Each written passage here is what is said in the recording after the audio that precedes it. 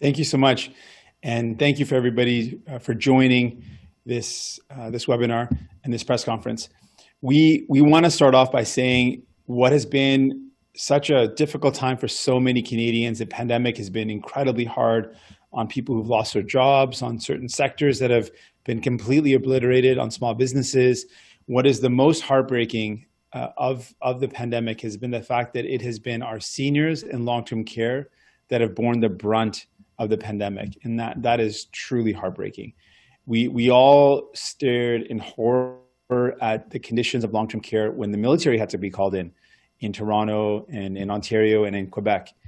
And we know one of the things that has come out of the horrible tragedy in long-term care is one, that this has been a long time building, a long time brewing, this crisis. But what was exposed by COVID-19 is that private, for-profit long-term care has clearly and demonstrably been worse for our seniors. We see higher rates of infection and more loss of life. We see horrible conditions that our seniors are in because of the cost cutting required to make a profit. So we, as a team, decided to put forward a platform, a vision for how we could take better care of our seniors, a care guarantee for those who are often voiceless and who are unable to speak up and defend themselves, our seniors in long-term care, a care guarantee for families who are worried about their loved ones in long-term care, who often have to make very difficult and impossible decisions because of the high needs and high care required, that they have to make this really difficult choice.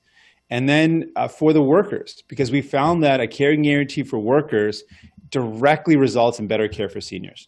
So our platform is that we need to get rid of all profit from long-term care. There is no place for profit in healthcare, but certainly not in the care for vulnerable seniors who often are dealing with dementia and other challenges that can actually speak up for themselves and defend themselves and say that this is what's going on is wrong. We know that we need better care for our workers. They need to earn a good living. They need to be able to have good pay, good hours of work, so they can actually provide the care for residents of long-term care. And we need to establish national standards. What are the best practices? What have we learned from this horrible pandemic and the way it's impacted seniors so that we can prevent it in the future? We need to get rid of profit in long-term care, and we need to fund long-term care with the same principles of the Canada Health Act. That's a vision of what we have, and I want to bring in some speakers that are going to share their personal experiences. Starting with Cathy Parks. I want to thank you, Cathy, for being here, and thank you for sharing your story. Please, I pass the mic over to you. Thank you, and thank you for having me here. My father was in Orchard Villa in Pickering, Ontario, which is one of the homes that had the military in it. He lived there for about 5 months and went through a lot of different experiences in there. But of course, the most upsetting thing that happened was the way that he died. He contracted COVID. I think a lot of people know about Orchard Villa and what happened in there. But the most upsetting thing for myself and for my family is that he died thirsty, hungry, and alone. And I think we have a lot of people in Canada, unfortunately, who have been kept from their loved ones. So that actually led me to speaking publicly, because at the time, I had asked for help while he was still alive. Nothing happened with it. And then I noticed other family members in Orchard Villa were going through the same thing. So I started to speak publicly. And it's interesting because one of the first things that I was asked by the media is, what would you like to see happen or change in long-term care? And my answer was, we need to take profit out of long-term care. So when I'm reading this platform that you've put out on Friday, that was the first thing that really caught my eye. Not only is it ending for profit, but there's a plan in place to have it gone by 2030. I think that's something that we need to see happen. And as you yourself have said, where there's a will, there's a way. And this package absolutely has both included in those. I think that we have a responsibility as Canadians to look out for all Canadian citizens, and the vulnerable need our help right now. So I'm very happy. I've been pushing really hard as well for national standards. So I'm happy to hear about that as well. Thank you so much. Thank you for your powerful words. And for sharing your story. I'm so sorry what happened to your father. And I think what a powerful way to bring forward his legacy or to bring justice for his legacy by saying, I don't want that to happen to anyone else. That what happened to my father should not happen to anyone else. I think it's really powerful, and I thank you for that. Now I'd like to ask Tara McCall to share her experiences. She's also raising her voice and as an advocate for seniors in long-term care. Tara, please, I pass the mic to you.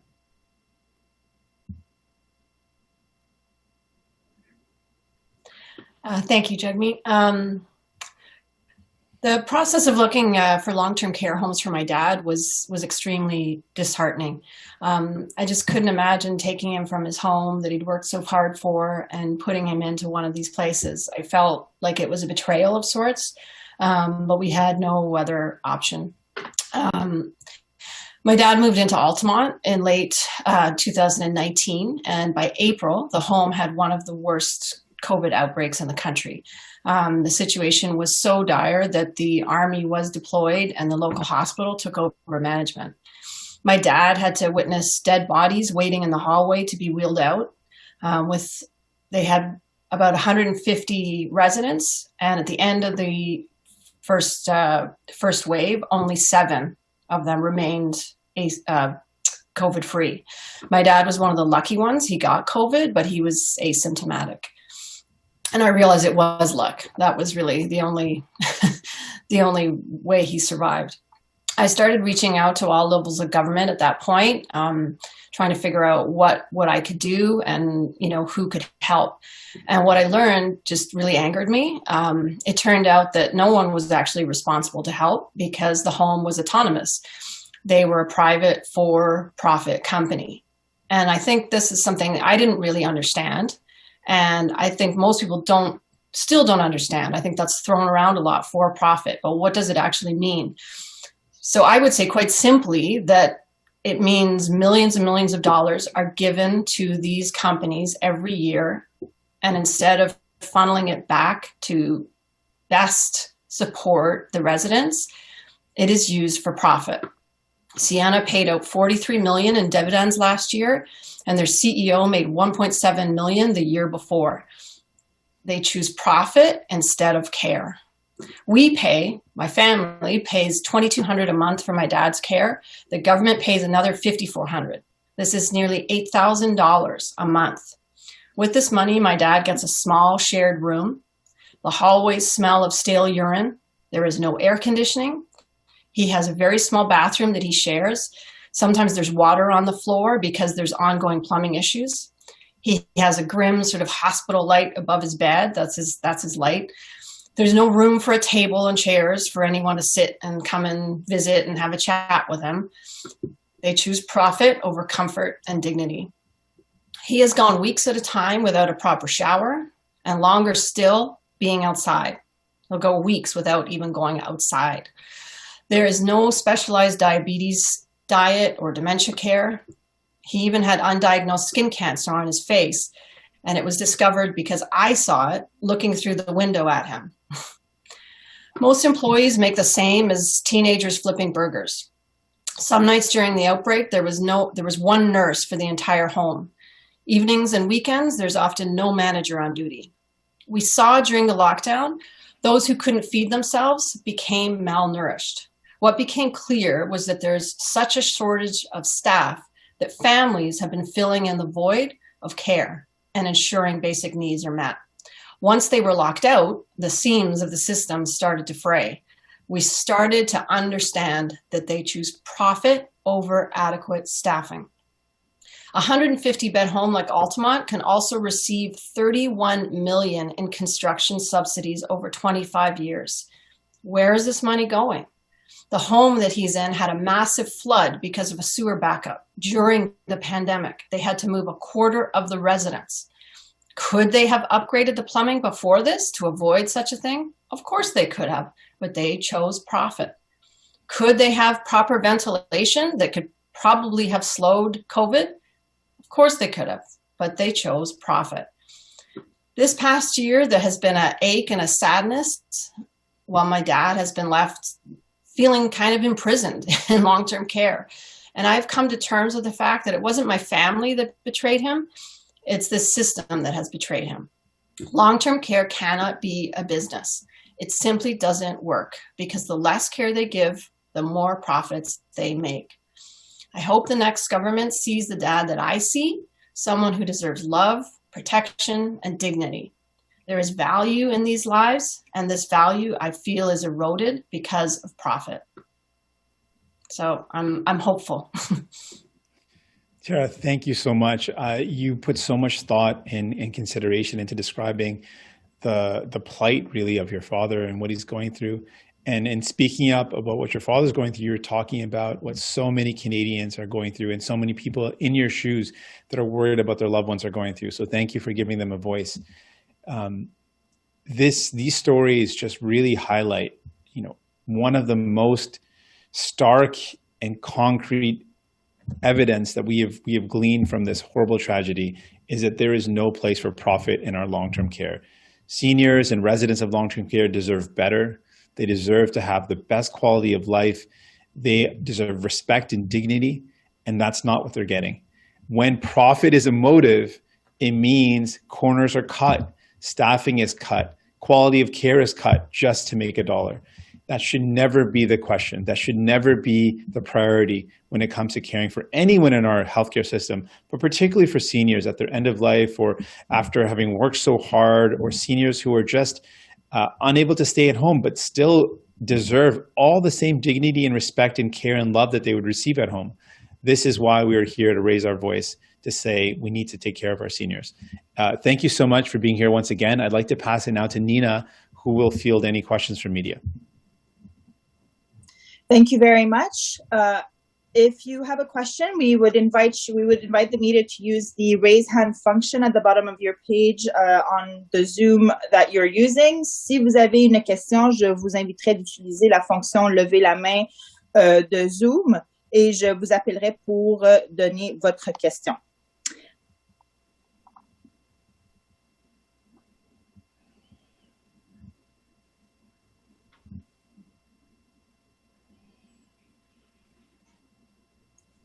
Alors, encore une fois, si vous avez une question, de lever la main, d'utiliser la fonction lever la main sur Zoom et je vous donnerai le droit de parole. So we have a first question from Cormac Masweeney with City News. Hi, Mr. Singh. Just moments ago on Twitter, your MP, Matthew Green, was responding to David Miller, but he said he can't understand why the federal government, this is on vaccinations, has tapped into the Department of Health Act or the Emergencies Act in terms of vaccination plans, and says that it's time to call in the Army and lead Canada's efforts with an all-hands-on-deck approach to mass COVID vaccinations. I don't believe I've heard that from you before, so what is your official position on this? Do you think we should be tapping in the Emergencies Act and calling in the Army to lead mass vaccination efforts across Canada?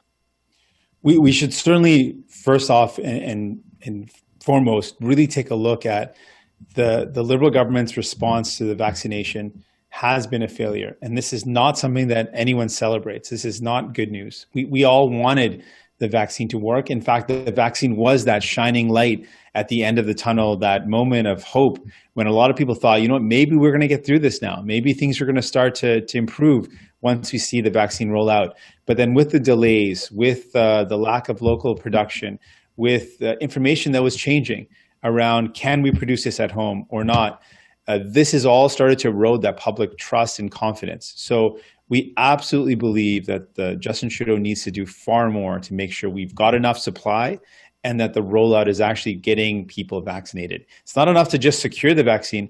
We also need to make sure everyone is vaccinated. So I think the Liberal government needs to put all their efforts, every single ounce of their effort has to go towards getting everyone vaccinated. Of course, following the public health guidelines, starting with the most vulnerable frontline workers and expanding. But this is something that is clear from numerous examples, whether it's the delay of the Moderna, not knowing how much we're going to get, whether it's the Prime Minister saying on one hand, local capacity to produce will begin in September, or then his minister saying, no, it's going to be the end of the year, and then the NRC, which is where the production would occur, saying, no, it'll be in 2022.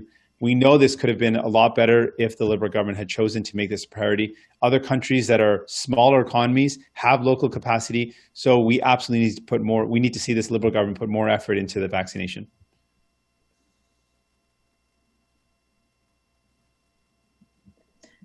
Can you hear me now? Mm-hmm. Yes.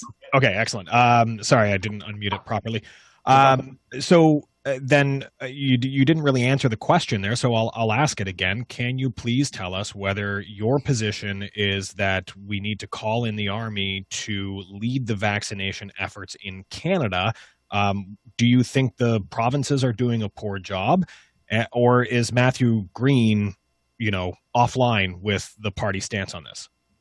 Well, I want to be very clear. The Liberal government is failing. Absolutely, without a doubt, they are failing. If there's not sufficient dose, how could provinces then vaccinate? Right now, our problem is that we don't have enough dose. There's not at all enough quantity of the vaccine to put into people's arms. So absolutely, the Liberal government here is responsible. The procurement of the vaccine is the major barrier, and it is the Liberal government that is failing on that front. And when it comes to what tools we should be using to secure the procurement and to put for the delivery to make sure everyone gets it, I think we should be open to all tools. But right now, it's clear that the procurement is a problem. And we also know there's been issues with delivery. But let's get the procurement right. Let's make sure we've got enough dose. And let's look at all ways possible to make sure everyone gets vaccinated. That's the priority. But right now, the Liberal government hasn't gotten the vaccine portion right, the procurement right. And without that, we can't move forward. Thank you very much. So again, I'm just going to invite media. If you have a question, please use the raise hand function. Si vous avez une question, je vous demanderai d'utiliser la fonction lever la main de Zoom.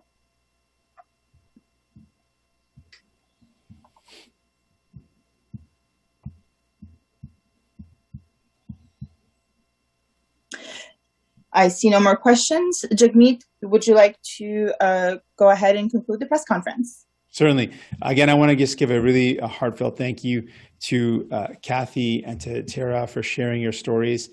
Both of you speak with the voice of thousands of Canadians that have gone through and are going through the same thing. So thank you for giving them voice, and thank you for raising the voice of seniors who often are voiceless, who don't get to come forward into press conferences and talk about the conditions of what they're going through and what they're living with. So thank you for giving them voice. And to everyone listening, I want you to know we see you and we hear you. Long-term care is a priority for us. And we know that one of the first concrete steps we can take to protect seniors is to get rid of profit in long-term care. And we are going to fight for that. We're going to fight for seniors. We're going to fight for your loved ones because they deserve nothing less. Thank you. Jagmeet, I believe that we have one last question. Sure. I will go ahead and Cormac Miswini with City News, please go ahead. Yeah, I'll just follow up. I will note you didn't directly answer my first two questions, but nonetheless, I'll move on. But if you would like to clarify whether you think the military should be brought in, I know you sort of said that all options should be on the table, but the military specific about Matthew Green's comments. But nonetheless, the AstraZeneca vaccine. We could see this vaccine approved as early as this week. Health Canada said the other week that it was expecting to make a decision within days. So we're still waiting for that approval to be come out. How much of a game changer do you think getting a drug like the AstraZeneca vaccine, which could be more mass produced, to add on to the Pfizer and Moderna shipments that we should be getting for Q2, how much might that change our vaccination efforts? And what do you think of the South African, the fact that South Africa has decided to suspend its shipments of the AstraZeneca vaccine on a report that it might not do as well against some of the variants that are out there? So every time we have an announcement of a potential new vaccine, it is encouraging. That's encouraging news, and so we receive that positively. But I want to highlight again, just the securing of or approval of a vaccine is not enough. One of the massive failures of this government has been the fact that they did not secure production locally. And if we don't get vaccines, there is a real stark question here. And that is more delays, or a stark reality.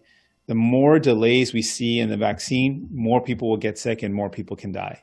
It is about life or death.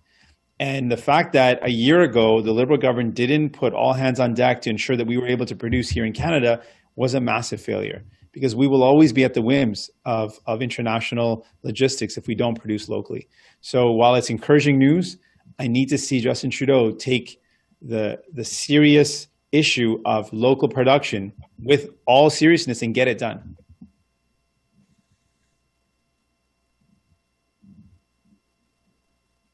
Sorry, and I keep having an issue with that mute button. So no worries, it's the reality of the Zoom world. Yeah, and on the South African variant issue, where they've decided to put the pause on their shipments, does it concern you, even though the variants are not as prevalent in Canada at this point, but it could be that they spread a lot quicker and just aren't noticed yet?